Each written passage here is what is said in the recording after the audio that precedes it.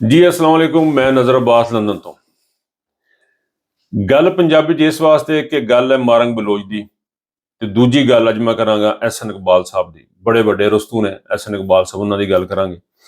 ਅੱਛਾ, ਗੱਲ ਇਸ ਤਰ੍ਹਾਂ ਹੈ ਕਿ ਮਾਰੰਗ ਬਲੋਚ ਕੌਣ ਹੈ? ਮਾਰੰਗ ਬਲੋਚ ਅਬਦੁਲ ਗਫਾਰ ਲੰਗੂ ਇੱਕ ਨੈਸ਼ਨਲਿਸਟ ਸੀ ਬਲੋਚਿਸਤਾਨ ਦਾ, ਜਿਹੜਾ ਕਿ ਕੌਮ ਪ੍ਰਸਤ ਕਹਿ ਲਓ। ਉਹ ਸਮਝਦਾ ਸੀ ਕਿ ਬਲੋਚੀ ਇੱਕ ਕੌਮ ਹੈ, ਉਹ ਆਪਣੀ ਕੌਮ ਤੇ ਫਖਰ ਸੀ। ਤੇ ਉਹਨੂੰ ਉਹਨਾਂ ਨੇ 2006 ਚ ਪਹਿਲੇ ਗ੍ਰਿਫਤਾਰ ਕਰ ਲਿਆ, ਫਿਰ 2009 ਚ ਗ੍ਰਿਫਤਾਰ ਕਰ ਲਿਆ, ਫਿਰ ਕਰਾਚੀ ਹਸਪਤਾਲ ਚ ਗ੍ਰਿਫਤਾਰ ਕਰ 2011 ਦੇ ਵਿੱਚ ਅਬਦੁਲ ਗਫਾਰ ਲੰਗੂ ਨੂੰ ਮਾਰਤਾ। ਇਹ ਉਹਦੀ ਬੇਟੀ ਹੈ ਮਾਰੰਗ ਬਲੋਚ। ਮਾਰੰਗ ਨੇ ਉਦੋਂ ਸਟਾਰਟ ਕੀਤੀ ਆਪਣੀ ਜਿੱਦੋਜਹਿਦ ਜਦੋਂ ਉਹਦੇ ਪਿਓ ਨੂੰ ਮਾਰ ਦਿੱਤਾ ਗਿਆ। ਯਾਨੀ ਤੁਸੀਂ ਅੰਦਾਜ਼ਾ ਕਰੋ ਕਿ ਉਸਦੇ 13-14 ਸਾਲ ਦੀ ਬੱਚੀ ਸੀ ਤੇ ਇhtਜਾਜ ਕਰ ਰਹੀ ਸੀ, ਨਾਰੇ ਲਾ ਰਹੀ ਸੀ ਆਪਣੇ ਪਿਓ ਵਾਸਤੇ, ਆਪਣੇ ਪਿਓ ਦੀ ਜ਼ਿੰਦਗੀ ਵਾਸਤੇ ਫਰਿਆਦਾਂ ਕਰ ਰਹੀ ਸੀ ਔਰ ਲੜ ਰਹੀ ਸੀ। ਔਰ ਲੜਦੇ ਅੱਜ ਉਹ ਇਸ ਮੁਕਾਮ ਤੱਕ ਪਹੁੰਚ ਗਈ ਕਿ ਅੱਜ ਦੁਨੀਆ ਦੇ ਇੱਕ ਬਹੁਤ ਵੱਡੇ ਅਦਾਰੇ ਨੋਬਲ ਪੀਸ ਪ੍ਰਾਈਜ਼ ਵਾਸਤੇ ਉਹਦਾ ਨਾਂ ਦਿੱਤਾ ਗਿਆ। ਟੋਟਲ ਵੈਸੇ 338 ਬੰਦੇ ਨੇ ਜਿਨ੍ਹਾਂ ਦੇ ਨਾਂ ਆਏ ਨੇ ਨੋਬਲ ਪੀਸ ਪ੍ਰਾਈਜ਼ ਵਾਸਤੇ, ਉਹਨਾਂ ਵਿੱਚੋਂ ਇੱਕ ਮਾਰੰਗ ਬਲੋਚ ਦਾ ਵੀ। ਦੁਨੀਆ ਸਾਰੀ ਵਿੱਚੋਂ ਇੱਕ ਮਾਰੰਗ ਬਲੋਚ ਦਾ ਨਾਂ ਆਣਾ ਇਹ ਬਹੁਤ ਹੀ ਕਾਮਯਾਬੀ ਹੈ ਉਸ ਬੱਚੀ ਦੀ। ਅੱਛਾ, ਵੇਖਣ ਲਈ ਗੱਲ ਪਤਾ ਕੀ ਹੈ? ਵੇਖਣ ਲਈ ਗੱਲ ਇਹ ਹੈ ਕਿ ਇਹਨੂੰ ਸਾਰੀ ਹਕੂਮਤ ਜਿਹੜੀ ਹੈ 2024 ਦੇ ਵਿੱਚ ਇਹਨਾਂ ਨੇ, ਅੱਛਾ ਟਾਈਮ ਲਾਈਨ ਤੇ ਕਿਸ ਤਰ੍ਹਾਂ ਦੁਨੀਆ ਨੂੰ ਕਿਸ ਤਰ੍ਹਾਂ ਪਤਾ ਲੱਗਦਾ? ਦੁਨੀਆ ਨੂੰ 2024 ਚ ਪਤਾ ਲੱਗਾ ਜਦ ਟਾਈਮ ਮੈਗਜ਼ੀਨ ਨੇ 100 ਬੰਦੇ ਦੀ ਲਿਸਟ ਬਣਾਈ, ਉਦੋਂ ਦੁਨੀਆ ਨੂੰ ਪਤਾ ਲੱਗਾ ਕਿ ਮਾਰੰਗ ਬਲੋਚ ਵੀ ਕੋਈ ਹੈ, ਕੋਈ ਮਾਰੰਗ ਬਲੋਚ ਵੀ ਕੋਈ ਖਤੂਨ ਹੈ, ਕੋਈ ਬੱਚੀ ਹੈ, ਕੋਈ ਇਨਸਾਨ ਹੈ ਜਿਹੜਾ ਜੰਗ ਲੜ ਰਿਹਾ। ਜੰਗ ਕਾਹਦੀ ਲੜ ਰਿਹਾ ਕਿ ਜੀ ਬੰਦੇ ਚੁੱਕ ਲੈਂਦੇ ਨੇ, ਬੰਦੇ ਦੇ ਹੱਥ ਪੈਰ ਵੱਢ ਦਿੰਦੇ ਨੇ, ਜਿਵੇਂ ਸਾਡੇ ਆਸਮ ਮੁਨੀਰ ਸਾਹਿਬ ਕਹਿੰਦੇ ਨੇ ਜੀ ਇੱਕ ਪਾਉ ਕੱਟ ਦਿਓ, ਇੱਕ ਲੱਤ ਕੱਟ ਦਿਓ। ਤੋ ਉਹ ਜਿਹੜਾ ਚੱਕਰ ਹੈ ਨਾ ਉਹ ਇਹ ਕਰਦੇ ਨੇ, ਇਹ ਚੁੱਕ ਲੈਂਦੇ ਨੇ ਬੰਦਿਆਂ ਨੂੰ, ਅਦਾਲਤਾਂ 'ਚ ਪੇਸ਼ ਨਹੀਂ ਕਰਦੇ। ਆਪੇ ਅਦਾਲਤ ਨੇ, ਆਪੇ ਕੋਰਟ ਨੇ, ਆਪੇ ਕਚਹਿਰੀ ਨੇ, ਆਪੇ ਵਕੀਲ ਨੇ, ਆਪੇ ਮੁੱਦੇ ਨੇ, ਆਪੇ ਸਾਰਾ ਕੁਛ ਨੇ। ਤੇ ਉਹਦੇ ਵਾਸਤੇ ਉਸ ਜਿੱਦੋਜਹਿਦ ਦੇ ਵਿੱਚ ਮਾਰੰਗ ਬਲੋਚ ਨੂੰ ਜਿਹੜੀ ਰਿਕਗਨੀਸ਼ਨ ਹੋਈ, ਜੇ ਲੋਕਾਂ ਨੂੰ ਪਤਾ ਲੱਗਾ, ਦੁਨੀਆ ਨੂੰ ਪਤਾ ਲੱਗਾ 2024 ਦੇ ਵਿੱਚ ਟਾਈਮ ਮੈਗਜ਼ੀਨ ਨੇ 100 ਬੰਦੇ ਲਿਸਟ ਬਣਾਈ, ਉੱਥੋਂ ਪਤਾ ਲੱਗਾ ਕਿ ਵੀ ਯਾਰ ਇਹ ਵੀ ਕੋਈ ਬੰਦਾ ਹੈ, ਇਹ ਵੀ ਕੋਈ ਬੱਚੀ ਹੈ ਜਿਹੜੀ ਆਪਣਾ ਕੰਮ ਕਰ ਰਹੀ ਹੈ। ਤੇ ਇਹਨਾਂ ਦਾ ਬੜਾ ਵੱਡਾ ਨਾਰਾ ਸੀ, ਇੱਕ 2024 ਦਾ ਇੱਕ ਇਹਨਾਂ ਦਾ ਨਾਰਾ ਸੀ, तुम जितना मारोगे हम उतना निकलेंगे। इस तरह का कोई नारा सी, तुम मारोगे हम निकलेंगे, तुम मारोगे हम निकलेंगे। ਤੇ ਇਹ ਮਿਸਿੰਗ ਪਰਸਨ ਦੀ ਜਿਹੜੀ ਸਟੋਰੀ ਹੈ ਨਾ, ਸਟੋਰੀ ਇਸ ਤਰ੍ਹਾਂ ਹੈ ਕਿ ਜੀ ਇਹਨਾਂ ਨੂੰ ਤੁਸੀਂ ਚੁੱਕ ਲੈਂਦੇ, ਚੁੱਕ ਕੇ ਅਦਾਲਤਾਂ 'ਚ ਪੇਸ਼ ਨਹੀਂ ਕਰਦੇ। ਅਗਰ ਮਾਰੰਗ ਬਲੋਚ ਜਾਂ ਕੋਈ ਵੀ ਬੰਦਾ ਜਾਂ ਅਬਦੁਲ ਗਫਾਰ ਲੰਗੂ, ਅਗਰ ਕੋਈ ਐਸਾ ਤੁਹਾਨੂੰ ਲੱਗਦਾ ਕਿ ਉਹ ਬੰਦਾ ਮੁਲਕ ਦੇ ਖਿਲਾਫ ਕੋਈ ਕੰਮ ਕਰ ਰਿਹਾ, ਉਹਦੇ ਸਬੂਤ ਇਕੱਠੇ ਕਰੋ, ਉਹਨੂੰ ਅਦਾਲਤ 'ਚ ਲੈ ਕੇ ਜਾਓ, ਉੱਥੇ ਪੇਸ਼ ਕਰੋ, ਉਹਨੂੰ ਸਜ਼ਾ ਦਵਾਓ। ਸਿੱਧਾ ਤਰੀਕਾ ਹੈ ਇਹ, ਕੋਈ ਤਰੀਕਾ ਨਹੀਂ ਕਿ ਚੁੱਕ ਕੇ ਗਾਇਬ ਕਰ ਦੇਣਾ, ਪਤਾ ਨਹੀਂ ਹੋਣਾ ਕਿੱਥੇ ਲੈ ਗਏ ਨੇ ਬੰਦੇ ਨੂੰ। ਜਿਵੇਂ ਉਹਨਾਂ ਦੀਆਂ ਆਦਤਾਂ ਨੇ ਭੈੜੀਆਂ, ਇਹਨਾਂ ਦੀਆਂ ਬੰਦੇ ਚੁੱਕਣ ਦੀਆਂ, ਇਹ ਬਲੋਚਿਸਤਾਨ ਵੀ ਕਰਦੇ ਰਹੇ। ਹੁਣ ਉਹਦਾ ਨਾਂ ਆਇਆ, ਉਹਨੂੰ ਨੋਮੀਨੇਟ ਕੀਤਾ ਗਿਆ ਨੋਬਲ ਪੀਸ ਪ੍ਰਾਈਜ਼ ਵਾਸਤੇ, ਔਰ ਇਹ ਬੜੀ ਵੱਡੀ ਅਚੀਵਮੈਂਟ ਹੈ। ਦੁਨੀਆ ਵਿੱਚ 338 ਬੰਦੇ ਦੇ ਨਾਂ ਗਏ ਨੇ, ਔਰ ਬੜੀ ਵੱਡੀ ਅਚੀਵਮੈਂਟ ਹੈ, ਬੜਾ ਮਾਰਕ ਹੈ, ਬੜੀ ਗੱਲ ਹੈ ਕਿ ਇਸ ਬੱਚੀ ਦਾ ਉੱਥੇ ਕਿ ਨਾਂ ਗਿਆ। ਔਰ ਮੇਰਾ ਖਿਆਲ ਹੈ ਕਿ ਹੁਣ ਇਸ ਵਕਤ ਜੋ ਹਾਲਾਤ ਬਣੇ ਨੇ ਪਾਕਿਸਤਾਨ ਦੇ, ਉਹ ਇਹ ਹੈ ਕਿ ਪਹਿਲੇ ਬਲੋਚਿਸਤਾਨ ਚੁੱਕੇ ਜਾਂਦੇ ਸਨ, ਉੱਥੇ ਫਾਟਾ ਵਿੱਚ ਚੁੱਕੇ ਜਾਂਦੇ ਸਨ, KPK ਦੇ ਵਿੱਚ ਚੁੱਕੇ ਜਾਂਦੇ ਸਨ ਬੰਦੇ, ਕੋਈ ਪਤਾ ਨਹੀਂ ਸੀ ਲੱਗਦਾ, ਕੋਈ ਹੈਲੀਕਾਪਟਰ ਸੁੱਟੇ ਜਾਂਦੇ ਸਨ। ਸਾਨੂੰ ਕਿਹਾ ਜਾਂਦਾ ਸੀ ਕਿ ਪੰਜਾਬੀਆਂ ਨੂੰ ਕਿਹਾ ਜਾਂਦਾ ਸੀ ਕਿ ਚਲੋ ਜੀ ਉਹ ਤੇ ਬੰਦੇ ਨੇ ਠੀਕ, ਉਹ ਦਹਿਸ਼ਤਗਰਦ ਨੇ, ਸੁਸਾਈਡ ਬੰਬਰ ਨੇ, ਜੋ ਵੀ ਹੈ ਭਾਜੀ, ਸੁਸਾਈਡ ਬੰਬਰ ਹੈ ਜਾਂ ਜਿਹੜਾ ਵੀ ਹੈ। ਹੁਣ ਅਸੀਂ ਇੱਕ ਚੀਜ਼ ਦਾ ਪਤਾ ਲੱਗ ਗਿਆ ਕਿ ਇਹ ਕੰਮ ਨਹੀਂ ਹੋਣਾ। ਇਹ ਕੰਮ ਹੁਣ ਪੰਜਾਬ ਨੂੰ ਅੱਗੇ ਵੱਧ ਕੇ, ਮੇਰਾ ਆਪਣਾ ਜ਼ਾਤੀ ਖਿਆਲ ਹੈ, ਮੇਰਾ ਆਪਣਾ ਪਰਸਨਲ ਪੁਆਇੰਟ ਆਫ ਵਿਊ ਹੈ ਕਿ ਪੰਜਾਬ ਨੂੰ ਅੱਗੇ ਵੱਧ ਕੇ ਮਾਰੰਗ ਬਲੋਚ ਦੇ ਸਿਰ ਤੇ ਚਾਦਰ ਰੱਖਣੀ ਪੈਣੀ ਹੈ। ਪੰਜਾਬ ਨੂੰ ਮਾਫੀ ਮੰਗਣੀ ਪੈਣੀ ਕਿ ਸਾਨੂੰ ਮਿਸਅੰਡਰਸਟੈਂਡਿੰਗ ਸੀ, ਸਾਨੂੰ ਗਲਤਫਹਿਮੀਆਂ ਹੋਈਆਂ, ਸਾਨੂੰ ਬੇਸ਼ੁਮਾਰ ਗਲਤਫਹਿਮੀਆਂ ਹੋਈਆਂ। ਸਾਡੀ ਜ਼ਾਤ ਜਿਹੜੀ ਹੈ ਨਾ ਬੰਦੇ ਦੀ ਆਪਣੀ, ਉਹ ਬੜੀ ਜਿਬੋ ਗਰੀਬ ਹੈ। ਮੈਂ ਤੁਹਾਨੂੰ ਮਿਸਾਲ ਦਿੰਦਾ। ਮਿਸਾਲ ਇਸ ਤਰ੍ਹਾਂ ਜੀ ਕਿ ਸਾਡਾ ਪਿੱਛੇ ਜੇ ਨਾ ਕੋਈ 2-4 ਸਾਲ ਪੁਰਾਣੀ ਗੱਲ ਹੈ, 10 ਸਾਲ ਪਹਿਲੇ ਦੀ ਗੱਲ ਹੈ ਕਿ ਜ਼ਮੀਨਾਂ ਤੇ ਕਬਜ਼ਾ ਹੋ ਗਿਆ ਕਿ ਯਾਰ ਦੋਸਤ ਦਾ, ਬੜੀ ਅਪਰੋਚ ਕੀਤੀ, ਬੜੇ ਬੰਦੇ ਫੋਨ ਸ਼ੂਨ ਇਹ ਉਹ, ਕੋਈ SP, ਕੋਈ DSP, ਕੋਈ IG, ਕੋਈ DPO, ਸਭ ਰਲਾ ਰੁਲੇ। ਅਗਲੀ ਪਾਰਟੀ ਤਗੜੀ ਸੀ ਤੇ ਉਹਨਾਂ ਦਾ ਰੁਲਣਾ ਸੀ ਮੁੱਕਦਾ। ਮੈਂ ਆਪਣੇ ਇੱਕ ਦੋਸਤ ਨੂੰ ਜਿਹੜਾ ਫੌਜੀ ਸੀ, ਉਹਨੂੰ ਕਿਸੇ ਫੋਨ ਕੀਤਾ, ਉਹਨੂੰ ਪੁੱਛਿਆ ਯਾਰ ਫਲਾਣਾ ਬੰਦਾ ਤੂੰ ਜਾਣਦਾ ਜੀ? ਜਾਣਦਾ। ਮੈਂ ਕਿਹਾ ਉਹਨਾਂ ਦੀ ਜ਼ਮੀਨ ਤੇ ਕਬਜ਼ਾ ਹੋਇਆ, ਪਰ ਲੰਮੀ ਕਹਾਣੀ ਛੋਟੀ ਕਰਕੇ ਤੁਹਾਨੂੰ ਸੁਣਾ ਦਿੰਦੇ ਆ। ਉਹ ਸਾਰਾ ਅਸੀਂ ਕਿਹਾ ਜੀ ISI ਵਾਲਿਆਂ ਨੇ, ਉਹ ਸਾਰਾ ਤੀਸਰੇ ਦਿਨ ਉਹਦਾ ਕਬਜ਼ਾ ਚਲਾ ਲਿਆ। ਅਸੀਂ ਬੱਲੇ ਬੱਲੇ, ਅਸੀਂ ਕਿ ਬੜੀ ਗੱਲ ਹੈ ਯਾਰ, ਬੜੀ ਅਪਰੋਚ ਆ, ਬੜੀ ਗੱਲਬਾਤ ਹੋ ਗਈ ਹੈ ਬੜੀ। ਲੇਕਿਨ ਹੁਣ ਮੈਂ ਇਸ ਵਕਤ ਬੈਠਾ ਸੋਚਣ ਡਿਆ, ਭਾਈਜਾਨ ਇਹ ਗਲਤ ਹੋ ਰਿਹਾ। ਇਹ ਸਰ ਸਿਸਟਮ ਇਸ ਤਰ੍ਹਾਂ ਨਹੀਂ ਹੈ। ਪਹਿਲੀ ਗੱਲ ਤੇ ਇਹ ਹੈ ਕਿ ਚਲਾਨ ਤੇ ਬਾਅਦ ਜਿਹੜਾ ਕਬਜ਼ੇ ਕਿਉਂ ਹੋਣ ਡੇ ਨੇ, ਤੇ ਜੇ ਕਬਜ਼ੇ ਹੋਣ ਦੇ ਨਾ ਤੇ ISI ਦਾ ਕੀ ਕੰਮ ਹੈ ਕਬਜ਼ੇ ਚਲਾਵੇ? ਉਸ ਲਈ ਕਿਉਂਕਿ ਸਾਡਾ ਜ਼ਾਤੀ ਮਸਲਾ ਸੀ, ਯਾਰ ਦੋਸਤ ਦਾ ਮਸਲਾ, ਸਾਨੂੰ ਬੜੇ ਬੱਲੇ ਬੱਲੇ ਲੱਗ ਰਹੀ ਸੀ। ਲੇਕਿਨ ਅੱਜ ਇਸ ਮੁਕਾਮ ਤੇ ਪਹੁੰਚਿਆ ਕਿ ਕੋਈ ਬੱਲੇ ਬੱਲੇ ਨਹੀਂ ਹੈ, ਕਿਸੇ ਦੀ ਅਪਰੋਚ ਕੋਈ ਬੱਲੇ ਬੱਲੇ ਨਹੀਂ। ਕਾਨੂੰਨ ਦੀ ਅਮਲਦਾਰੀ ਹੋਣੀ ਚਾਹੀਦੀ ਹੈ। ਕਾਨੂੰਨ ਦੀ ਅਮਲਦਾਰੀ ਹੋਏਗੀ ਤਾਂ ਮੁਲਕ ਚੱਲੇਗਾ। ਆਪਣੀ ਜ਼ਾਤ ਤੋਂ ਬਾਹਰ ਨਿਕਲਾਂਗੇ ਨਾ ਜਦੋਂ, ਉਦੋਂ ਮੁਲਕ ਚੱਲੇਗਾ।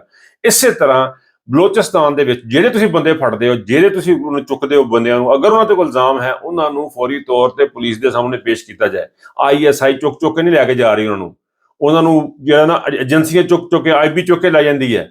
ਇਹ ਜਿਹੜਾ ਸਿਲਸਿਲਾ ਨਾ ਪੰਜਾਬ ਨੂੰ ਹੁਣ ਇਹਦੇ ਨਾਲ ਖੋਣਾ ਪੈਣਾ, ਇਸ ਬੱਚੀ ਦੇ ਮਾਰਨ ਬਲੋਚ ਨੂੰ ਓਨ ਕਰਨਾ ਪੈਣਾ, ਆਪਣਾ ਹੀ ਸਮਝਣਾ ਪੈਣਾ, ਇਹਦੇ ਸਿਰ ਤੇ ਚਾਦਰ ਰੱਖਣੀ ਪੈਣੀ ਹੈ। ਉਸ ਤੋਂ ਬਗੈਰ ਗੁਜ਼ਾਰਾ ਕੋਈ ਨਹੀਂ ਹੈ। ਅਗਰ ਅਸੀਂ ਇਸ ਤਰ੍ਹਾਂ ਹੀ ਚੱਲਦੇ ਰਹੇ ਕਿ ਉਹਦੀ ਤਕਲੀਫ ਉਹ ਜਾਣੇ, ਉਹਦਾ ਕੰਮ ਉਹ ਜਾਣੇ, ਉਹਦਾ ਕੰਮ ਲੋਕਾਂ ਦੇ ਆਪਣਾ ਕੂੜਾ ਚੁੱਕ ਕੇ ਗਲੀ ਸੁੱਟ ਕੇ ਸਮਝਣਾ ਮੇਰਾ ਘਰ ਸਾਫ਼ ਹੈ। ਨਹੀਂ ਸਰ, ਗਲੀ ਵੀ ਤੁਹਾਡੀ ਹੈ। ਉਹ ਜਿਹੜਾ ਨਾ ਮਾਰਨ ਬਲੋਚ ਦੇ ਨਾਲ ਲੋਕਾਂ ਨੂੰ ਹੋਣਾ ਚਾਹੀਦਾ। ਲੇਕਿਨ ਬੜੀ ਅਚੀਵਮੈਂਟ ਹੈ ਮਾਰਨ ਬਲੋਚ ਨੂੰ, ਬੜੀ ਬੜੀ ਮੁਬਾਰਕਬਾਦ। ਅੱਛਾ ਜੀ, ਅੱਗੇ ਚਲੀ ਥੋੜਾ ਜਿਹਾ। ਐਹਸਨ ਇਕਬਾਲ ਸਾਹਿਬ ਬੜਾ ਧਰਾਓ ਹੋ ਗਿਆ ਸਰ ਐਹਸਨ ਇਕਬਾਲ ਨਾਲ ਇਹ ਹੋ ਗਿਆ ਕਿ ਐਹਸਨ ਇਕਬਾਲ ਨੂੰ ਬੁਲਾ ਲਿਆ ਜਨਾਬ ਉੱਥੇ ਉਹਨਾਂ ਨੇ ਆਕਸਫੋਰਡ ਯੂਨੀਵਰਸਿਟੀ ਦੇ ਵਿੱਚ। ਉੱਥੇ ਇੱਕ ਮੁੰਡਾ ਸੀ ਅਸਦ ਇਕਬਾਲ, ਉੱਥੇ ਇੱਕ ਚੱਲ ਰਹੀ ਸੀ ਕੋਈ ਡਿਬੇਟ। ਉਹ ਡਿਬੇਟ ਦੇ ਵਿੱਚ ਜਨਾਬ ਅਸਦ ਇਕਬਾਲ ਨੇ ਫੜ ਕੇ ਲਾ ਲਏ ਲਿੱਤਰ ਲਾ ਕੇ ਸਾਡੀ ਐਹਸਨ ਇਕਬਾਲ ਨੂੰ ਇੰਨੇ ਕੁ ਲਾਏ ਨੇ ਕਿ ਰਹਿ ਰੱਬ ਦਾ ਨਾਂ, ਯਕੀਨ ਕਰੋ ਇੰਨੀਆਂ ਜੁੱਤੀਆਂ ਪਈਆਂ ਨੇ, ਇੰਨੀ। ਉਹਨੇ ਕਿਹਾ ਭਾਈ ਤੂੰ 17 ਸੀਟੇ ਦੀ ਕੂਵਤ ਹੈ ਤੇਰੀ, ਤੇ ਤੂੰ ਇੱਥੇ ਆ ਕੇ ਬਹਿ ਗਿਆ। ਯਾਨੀ ਮੈਂ ਅਖੀਰ ਕਰਤੇ ਸਰ, ਯਕੀਨ ਕਰੋ ਕਿ ਮੈਂ ਜਿਹੜਾ ਵੀ ਦੇਖੇਗਾ ਨਾ ਉਹਨੂੰ, ਜਿਹੜੀ ਵੀਡੀਓ ਹਰ ਪਾਸੇ ਫਿਰਨ ਰਹੀ, ਟਿਕਟੌਕ ਤੇ ਦੇਖ ਲਓ, YouTube ਤੇ ਦੇਖ ਲਓ, ਉੱਥੇ ਆਪਣਾ ਟਵਿੱਟਰ ਤੇ ਦੇਖ ਲਓ, X ਤੇ ਦੇਖ ਲਓ, ਹਰ ਜਗ੍ਹਾ ਤੁਹਾਨੂੰ ਲੱਭ ਜਾਣੀ ਹੈ। ਤੇ ਸਰ ਅਖੀਰ ਕਰ ਦਿੱਤੀ ਹੈ। ਯਾਨੀ ਜ਼ਿਲਤ ਰਸਵਾਈ ਦਾ ਉਹ ਲੈਵਲ ਹੈ ਕਿ ਉਹਦੇ ਕੋਲ ਨਾ ਭੱਜਾ ਜਾ ਰਿਹਾ ਤੇ ਨਾ ਬੈਠਾ ਜਾ ਰਿਹਾ। ਉਹ ਸਿਰਫ ਇੱਕ ਅਜੀਬ ਮੁਸਕਰਾਹਟ ਹੈ ਜਿਹਨੂੰ ਮੈਂ ਦੱਸ ਵੀ ਨਹੀਂ ਸਕਦਾ ਕਿਵੇਂ ਮੁਸਕਰਾਇਆ ਉਹ ਬੰਦਾ। ਕੁਛ ਨਾ ਪੁੱਛੋ ਸਰ, ਕੁਛ ਨਾ ਪੁੱਛੋ।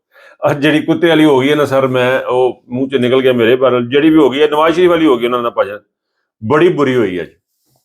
ਦੇਖੋ, ਜਦੋਂ ਤੁਸੀਂ ਇਹ ਚੀਜ਼ਾਂ ਸਾਰੀਆਂ ਕਰੋਗੇ, ਹੁਣ ਤੁਸੀਂ ਸ਼ਰੀਫ ਫੜ ਕੇ ਦੇਤਾ, ਜਾਂ ਤੁਸੀਂ ਇਹ ਐਲਾਨ ਕਰ ਦਿੱਤਾ ਕਿ ਜੀ ਅਫਗਾਨਿਸਤਾਨ ਜਾ ਕੇ ਅਸੀਂ ਅਸਲਾ ਫੜ ਕੇ ਲੈ ਕੇ ਆਈਏ, ਅਮਰੀਕਾ ਸਾਡੇ ਨਾਲ ਚੱਲੇ ਤੇ ਜਾ ਕੇ ਅਸਲਾ ਲੈ ਕੇ, ਅਸਲਾ ਉੱਥੇ ਉਹਨਾਂ ਦੇ ਹੱਥ ਲੱਗ ਗਿਆ ਤੇ ਅਸਲਾ ਇਸਤੇਮਾਲ ਕਰਦੇ ਨੇ। ਸਰ ਹੁਣ ਇਸ ਤਰ੍ਹਾਂ ਨਹੀਂ ਹੋਣਾ, ਅਮਰੀਕਾ ਨੇ ਅਫਗਾਨਿਸਤਾਨ 'ਚ ਹੁਣ ਨਹੀਂ ਜਾਣਾ। ਹੁਣ ਤੁਸੀਂ ਆਪਣੇ ਨੂੰ ਸਿੱਧਿਆਂ ਕਰ ਲਓ। ਤੁਸੀਂ ਦੇਖੋ ਕੋਈ ਰਸਤਾ ਤੁਹਾਡੇ ਕੋਲ ਹੈ ਨਹੀਂ। ਆਸਮ ਸਾਹਿਬ ਔਰ ਨਵਾਜ਼ ਸ਼ਰੀਫ ਸਾਹਿਬ ਤੇ ਸ਼ਹਿਬਾਜ਼ ਸ਼ਰੀਫ, ਤੁਹਾਡੇ ਕੋਲ ਰਸਤਾ ਕੋਈ ਹੈ ਨਹੀਂ। ਤੁਸੀਂ ਦੇਖ ਲਓ ਕਿ ਤੁਹਾਡਾ ਸਭ ਤੋਂ ਜ਼ਿਆਦਾ ਕਾਬਲ ਤਰੀਨ ਬੰਦਾ ਆਕਸਫੋਰਡ ਯੂਨੀਵਰਸਿਟੀ ਦੇ ਬਹਿ ਕੇ ਜਲੀਲ ਹੋ ਕੇ ਜਾ ਰਿਹਾ ਹੁਣ ਪਾਕਿਸਤਾਨ। ਤੁਸੀਂ ਦੱਸੋ ਤੁਹਾਡੇ ਪੱਲੇ ਕੀ ਹੈ?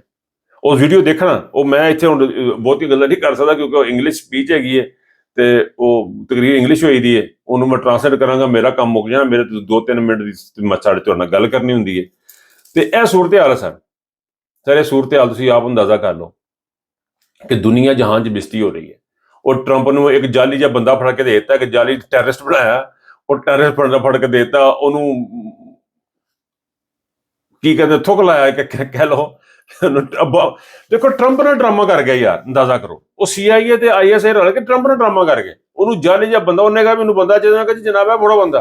ਅੱਛਾ, ਬੰਦੇ ਇਹਨਾਂ ਕੋਲ ਪੈਸੇ ਹੈ ਨੇ, ਬੰਦੇ ਇਹਨਾਂ ਨੇ ਘਰਾਂ 'ਚ ਰੱਖੇ ਨੇ, ਬੰਦੇ ਇਹਨਾਂ ਦੇ ਕੋਲ ਪਏ ਨੇ, ਉਹ ਚੁੱਕ ਕੇ ਬੰਦਾ ਦੇ ਜਾਣ ਉਧਰੋਂ। ਜਿਵੇਂ ਹੁੰਦਾ ਨਾ ਪਿਜ਼ਾ ਡਿਲੀਵਰੀ ਨੂੰ ਫੋਨ ਕਰੋ ਕਿ ਜੀ ਪਿਜ਼ੇ ਚਾਹੀਦੇ ਦੋ, ਉਹ ਕਹਿੰਦੇ ਜੀ ਆ ਰਿਹਾ ਅੱਧੇ ਘੰਟੇ 'ਚ।